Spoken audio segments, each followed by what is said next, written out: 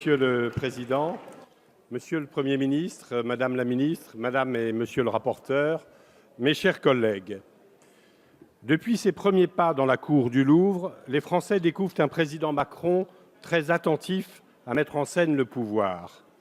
Des lieux prestigieux sont enrôlés à cette fin, Saint-Denis, Chambord, Versailles. La référence réitérée à la monarchie est pleinement revendiquée. Et le président est toujours disponible pour s'assurer que la leçon du scénario n'échappe à personne. En ces temps d'incertitude, le président a décidé, fort à propos, d'assumer la verticalité du pouvoir afin de rassurer les Français et de leur donner à voir le retour de l'histoire. Tel est le spectacle, aussi séduisant que grandiose, auquel nous avons la chance d'être tous conviés. S'il vous plaît, chers collègues, écoutez l'orateur et lui seul. Et il est vrai qu'il est tentant d'y croire. Après tant d'années immobiles ou agitées, même les plus sceptiques d'entre nous attendent du nouveau. Mais aujourd'hui, nul ne sait si le film sera digne du scénario, car il est beaucoup trop tôt pour décider si l'ensemble des actes sera à la hauteur de l'ambition affichée. Dès lors, comment juger l'homme public ? Sommes-nous face à l'une de ces rares personnalités destinées à marquer leur temps, ou bien devant une brillante incarnation de l'ère du temps ?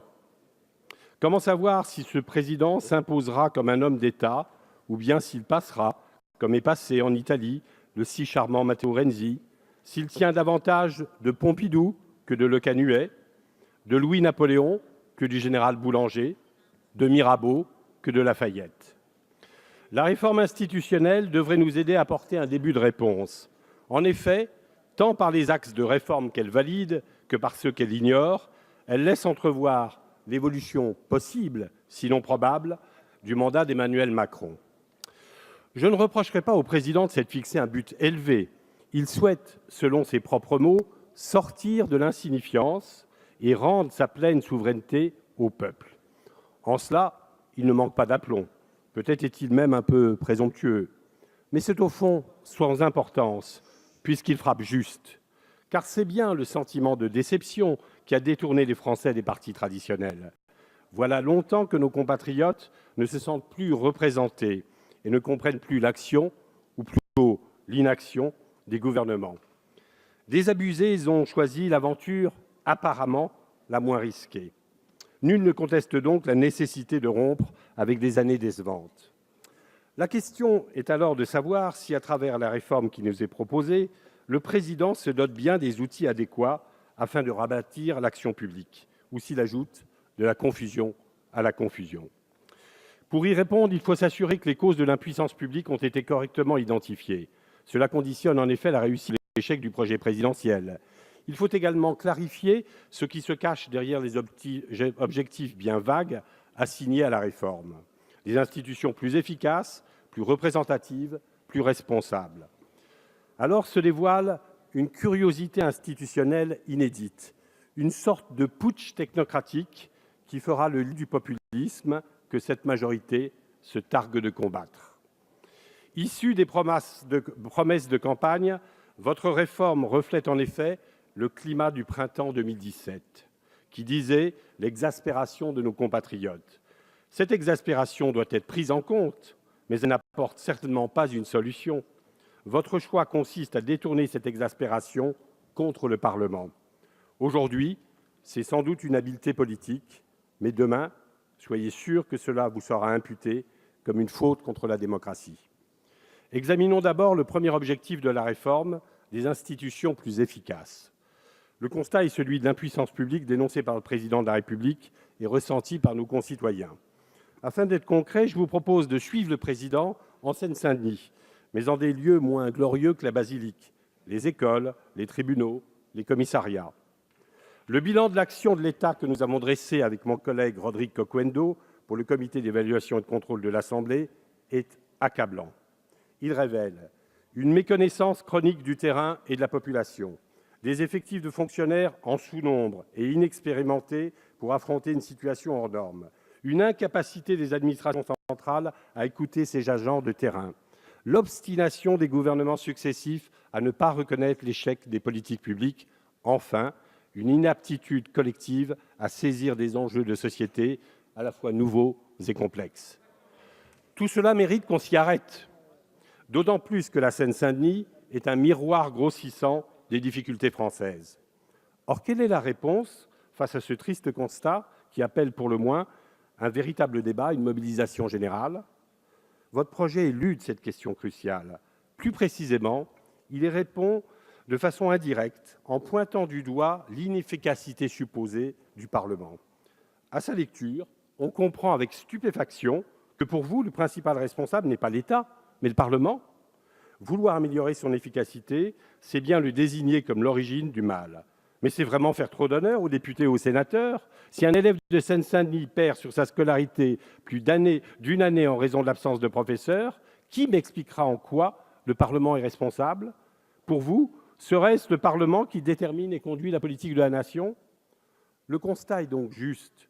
L'action publique est en manque d'efficacité. Mais le diagnostic est faux. La responsabilité n'incombe pas au Parlement, mais d'abord à l'exécutif qui ne sait plus piloter l'État. Alors pourquoi cet étrange aveuglement?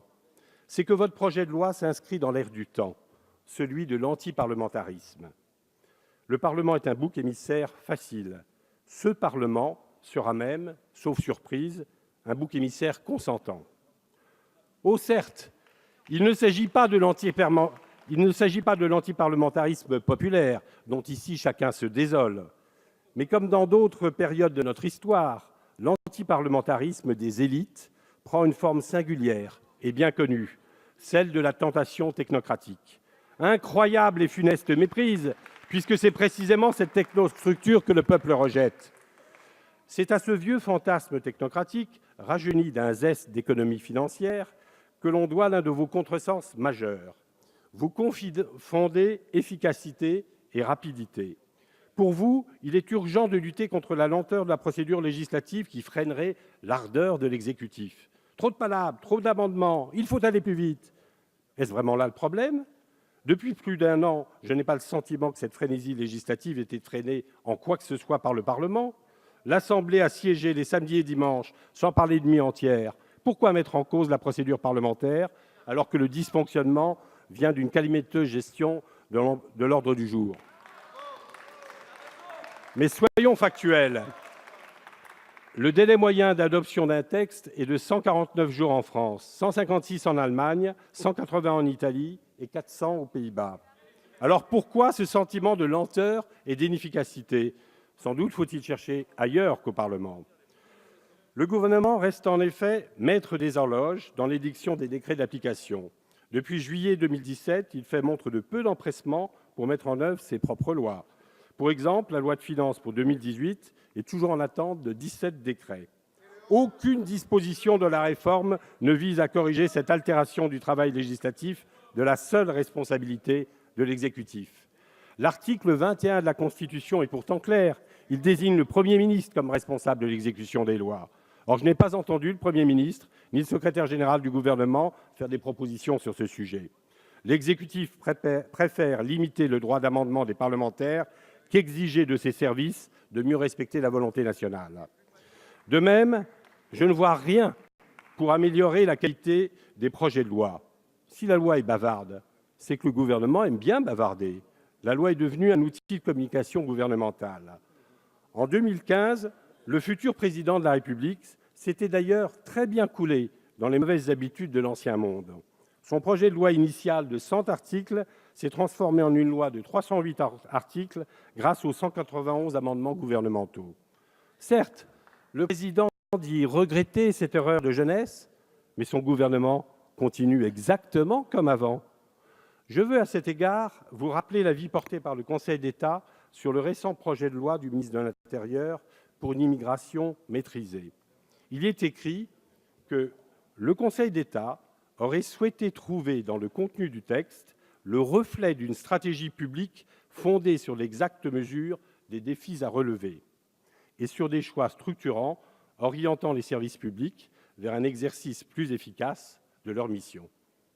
Les choses sont dites, un texte pour rien, efficace, nous l'avons vu dans cet hémicycle, pour alimenter les polémiques et faire croire que l'on agit, mais assurément inefficace pour gérer la situation, pour dire aux Français où l'on va et qu'est-ce que l'on veut faire. Alors, par pitié, je demande au gouvernement, à sa majorité, de cesser de se payer de mots, d'abandonner ces leçons creuses sur l'efficacité et d'ouvrir enfin les yeux. La vérité est que le Parlement n'est que très partiellement responsable de l'inefficacité générale, le déni de réalité et de refuser de voir que ce sont bien l'exécutif et sa technostructure qui sont en cause.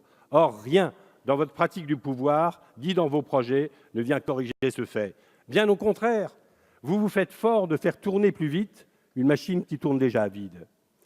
Tout cela est d'autant plus déconcertant que le président de la République déclarait lui-même devant le Congrès qu'il nous faut du temps pour penser la loi, du temps pour la concevoir, la discuter et la voter. Mais si telle est vraiment sa pensée, je ne la trouve nullement mise en œuvre dans le projet qui nous est présenté. Voyons maintenant ce qu'il en est de la seconde ambition de la réforme, des institutions plus représentatives. La baisse du nombre de parlementaires n'est pas pour l'opposition un point de blocage.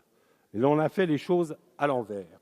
Il faut d'abord redéfinir le rôle du parlementaire avant de se demander combien il faut de parlementaires. Or, pour le gouvernement, la baisse des représentants constitue un but en soi. En guise d'argument, on nous répond que l'on va faire des économies. Mais alors, pourquoi 404 députés? Pourquoi pas 300? Et quelle est la cohérence entre ce plan social pour les élus et l'embauche de 40 fonctionnaires dans cette maison qui n'en manque pas pour l'agence de contrôle voulue par la majorité? En quoi les Français vont-ils se sentir mieux représentés? La volonté de plaire à bon compte est évidente, l'équilibre institutionnel recherché beaucoup plus flou. C'est dans ce contexte de dégagisme de la campagne de 2017 que sont apparues la vieille idée de la proportionnelle et la plus récente du non-cumul dans le temps. Il semblait nécessaire de débloquer un système que l'on croyait figé. Or, les résultats des élections ont prouvé que le dispositif actuel n'empêche pas le renouvellement. Il l'a même permis en grand. On a vu un parti qui n'existait pas un an auparavant devenir majoritaire. Je vois aussi un MoDem qui ne me paraît pas sous-représenté par rapport à son poids dans le pays. Les Insoumis ont effectué une percée spectaculaire et le Front national n'a pas pu constituer de groupe. Il dispose néanmoins des moyens de se faire entendre. Quant au non-cumul dans le temps, il concernerait moins de 60 parlementaires sur 925. Dès lors, pourquoi continuer à légiférer sur ces marottes? Pourtant, il y a bien une difficulté. Notre Assemblée est en effet moins représentative que les précédentes.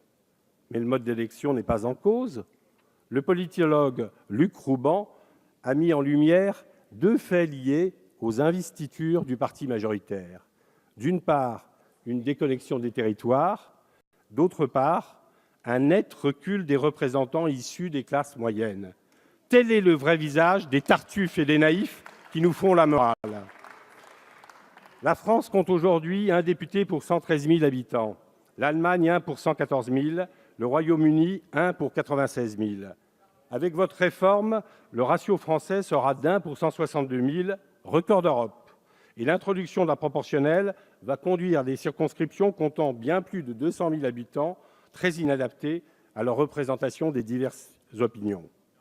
Autre singularité, la France sera le seul pays à avoir des députés élus selon deux modes de scrutin distincts. Chaque Français n'aura pas un représentant, mais 65. L'élu de sa circonscription, mais aussi les 64 élus sur la liste nationale à la proportionnelle. Pour justifier cette bizarrerie, évitez-moi l'argument des deux modes de scrutin sénatoriaux, car dans chaque département n'est pratiqué qu'un mode de scrutin, pas deux. Cette usine à gaz va renforcer l'éloignement des élus et le triomphe des appareils partisans, au moment précis où ces derniers sont massivement discrédités. Avez-vous conscience que vous créez ainsi les conditions d'un dégagisme encore plus violent que celui dont vous avez bénéficié? Inutile d'insister sur le fait que la proportionnelle, dont le taux pourrait varier à l'avenir, ajoute un élément de confusion supplémentaire. Pour ceux qui en douteraient encore, il suffit de regarder ce qui se passe en Allemagne, en Italie ou en Espagne. Je dis à mes collègues du MoDem, la proportionnalité était peut-être une bonne idée il y a 30 ans, lorsque le paysage politique était binaire. À l'évidence, c'est aujourd'hui une idée disqualifiée par les événements. D'ailleurs, il est plaisant de constater que la majorité le sent bien elle-même en avançant le moins possible pour respecter l'engagement de campagne. Enfin, que penser de la transformation du CESE en chambre de la société civile ? Cette assemblée a peut-être son mérite propre, mais ce n'est certainement pas d'être une assemblée représentative. Alors pourquoi diable lui confier une mission de dialogue avec la société ? N'est-ce pas le rôle des représentants du peuple ? Selon les sujets abordés, le gouvernement a déjà pour interlocuteurs tous les organismes représentés au CESE. Quel est le sens et encore plus la légitimité d'un avis issu d'une telle instance ? Pourquoi l'introduire dans le processus législatif au risque de nuire à l'efficacité tant vantée par ailleurs ? Ces questions sans réponse illustrent la réalité d'une réforme qui repose davantage sur des impressions que sur une vision institutionnelle. Le retournement de la situation sur le CESE est à cet égard aussi comique que révélateur. Et les a priori qui fondent votre réforme sont, eux, moins réjouissants. Illusion à l'égard d'une société civile aux contours flous, mais parée de toutes les vertus. Désignation du Parlement comme bouc émissaire d'un échec de l'action publique inavouable pour l'exécutif. Le troisième pilier de votre réforme évoque des institutions responsables. Nous arrivons au cœur du sujet. Je veux concentrer mon propos sur la place et le rôle du Parlement et des collectivités territoriales qui conditionnent la solidité de notre édifice institutionnel. Je souhaite vous convaincre, mes chers collègues, qu'en l'état, cette réforme pose plus de problèmes qu'elle n'en résout. Elle ne rétablit pas des équilibres, elle aggrave des déséquilibres, elle n'organise pas des complémentarités, elle acte des dysfonctionnements. Le Parlement, on le sait, est aujourd'hui extrêmement faible. Chacun en convient et beaucoup s'en accommodent. Certains proposent de le relever, mais il y a deux manières de le faire. La première, traditionnelle, consiste à tenter de revenir à un fonctionnement ancien. Il s'agit de redonner au Parlement l'initiative des lois ou, à défaut, d'imaginer que cette initiative puisse être réellement partagée avec l'exécutif. C'est en fait abandonner un acquis majeur de la Ve République qui considère bien la loi comme un outil d'action à la disposition de l'exécutif. Le fait majoritaire doit permettre à l'exécutif d'encadrer le vote de la loi. Si nous avions des doutes, l'histoire sans issue des frondeurs nous ramène à cette réalité. Mais il existe une autre manière de relever le Parlement. Elle consiste à ne pas remettre en cause l'initiative des lois par l'exécutif, mais à préciser et à renforcer les pouvoirs de contrôle et d'évaluation du Parlement, tels qu'affirmés par l'article 24 de la Constitution. Vous proposez de restreindre le temps législatif au profit des travaux de contrôle et d'évaluation. L'idée est forte et séduisante. Je pourrais même la partager, car je pense aussi que c'est une piste d'avenir pour le Parlement. Mais il existe, en pratique, une grave objection que vous semblez ne pas voir. Votre proposition consiste, en effet, à demander au Parlement de renoncer à quelques droits législatifs, certes modestes, mais réels, pour des perspectives sans doute engageantes, mais à ce jour sans application concrète. Le président de la République dirait sans effectivité. Un rapide regard sur le passé montre que ce que vous présentez comme une véritable révolution n'est qu'une énième tentative dont le succès est loin d'être assuré. Car vous n'êtes pas les premiers à vouloir un Parlement qui contrôle. C'était déjà l'intention de Philippe Séguin en 1995 avec la mise en place de la session unique. Le résultat n'a pas été à la hauteur de ses espérances. Le contrôle est resté une activité mineure, tandis que l'inflation législative a prospéré. En 2001, Didier Migaud et Alain Lambert ont également voulu corriger ces dérives. Sur le papier, la LOLF avait toutes les qualités pour poser les bases d'un débat éclairé sur l'efficacité de la dépense publique. En pratique, rien n'a changé. Et que dire de la mise en place du CEC et de la réécriture de l'article 24 de la Constitution en 2008 ? Toutes ces initiatives ont produit des travaux de qualité, mais l'ambition initiale de modifier la façon de travailler du Parlement a toujours été déçue. À la lumière de cet éclairage, j'aimerais que l'on m'explique pourquoi les avancées proposées, notamment l'agence d'évaluation, vont permettre de réussir là où nombre d'initiatives ont échoué, et en quoi le printemps de l'évaluation est une révolution et même une nouveauté. Mais peut-être y aurait-il un aspect décisif qui m'aurait échappé, à moins que la démarche actuelle ne soit entachée soupçon de suffisance.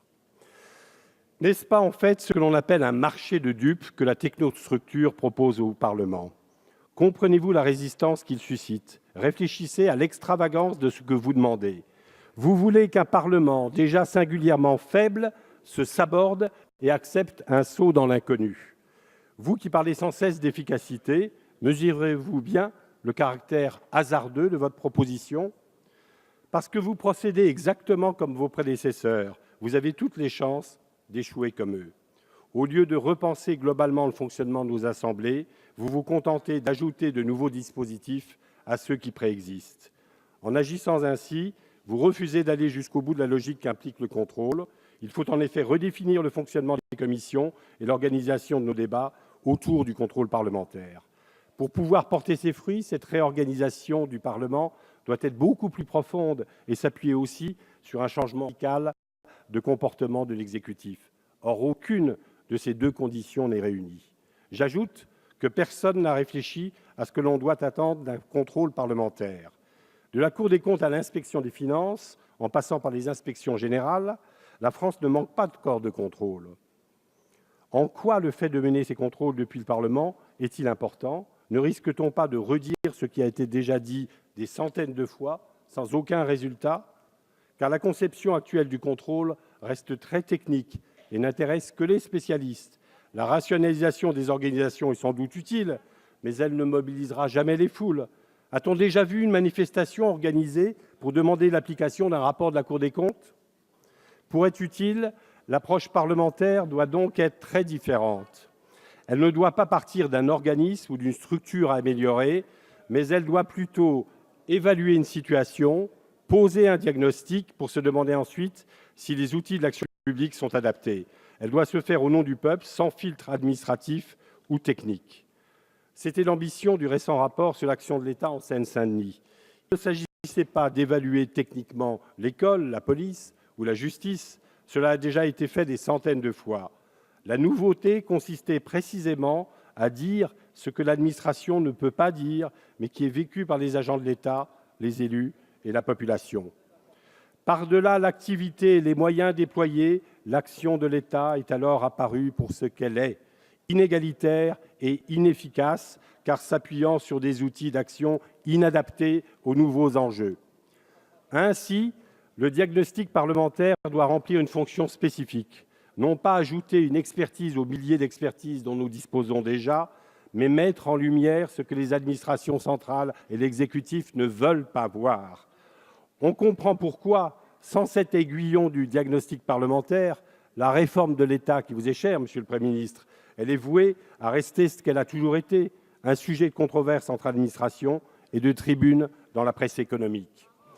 Dans son avis déjà mentionné, le Conseil d'État ne dit pas autre chose.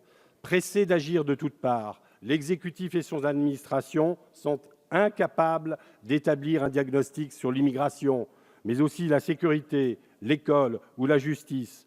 Ne sachant ni où nous en sommes, ni où nous voulons aller et comment, nous multiplions les mesures ponctuelles et les textes de loi à l'intitulé ronflant qui n'ont d'efficacité que le temps d'un plan com. Il y a sur tous ces sujets qui nécessitent la mise en place d'une stratégie, nous agissons ainsi au coup par coup avec le succès que l'on voit. Pour combler ce vide, n'y a-t-il pas là un rôle indispensable et majeur pour le Parlement? Et comprenez-vous alors à quel point l'agence d'évaluation parlementaire dont on se gargarise est hors sujet? Les 3 derniers articles de votre projet traitent des territoires que vous souhaitez plus responsables. Le problème est que l'on mesure mal les conséquences de ce que vous voulez affirmer dans la Constitution. Sur la Corse, surtout, le risque est évident.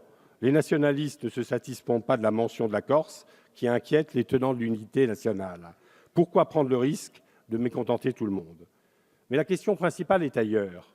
La mise en place de la décentralisation, puis récemment la création des grandes régions et des métropoles ont modifié le visage de notre pays. Il y a assurément une montée en puissance des territoires qui exprime davantage qu'une nouvelle organisation administrative. Elle correspond à une aspiration de nos concitoyens aussi présente dans d'autres pays. En France, les discussions sur l'évolution des dotations créent des tensions qui ne vont pas faiblir. Dans ce contexte, certains collègues demandent une loi de financement des collectivités, Enfin, la dynamique des territoires et du droit à l'expérimentation suscitera de violents débats sur l'autonomie fiscale. Compte tenu de l'importance de ces sujets, qui sont appelés à monter en puissance, il me semble qu'on ne peut pas se limiter, comme vous le faites, à poser des principes constitutionnels.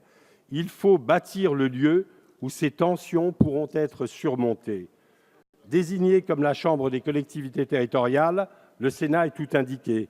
Ce serait lui redonner un rôle propre, alors qu'aujourd'hui, sa spécificité et par conséquent son avenir ne me paraissent pas garantis. Rétablir le cumul des mandats au Sénat serait une option sans doute passéiste.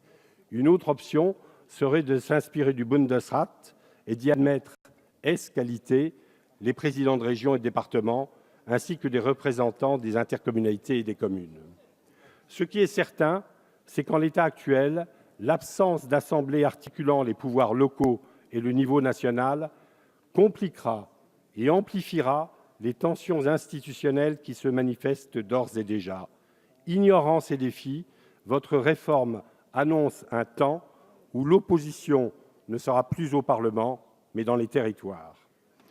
Quelques mots enfin sur l'amendement présidentiel tombé hier à Versailles. L'improvisation est évidente, le souci de l'image également. Pour contrecarrer les critiques de distance jupitérienne, le président veut se muer en un super Premier ministre. En cela, il accroît une confusion déjà ancienne qui signe un affaiblissement de nos institutions.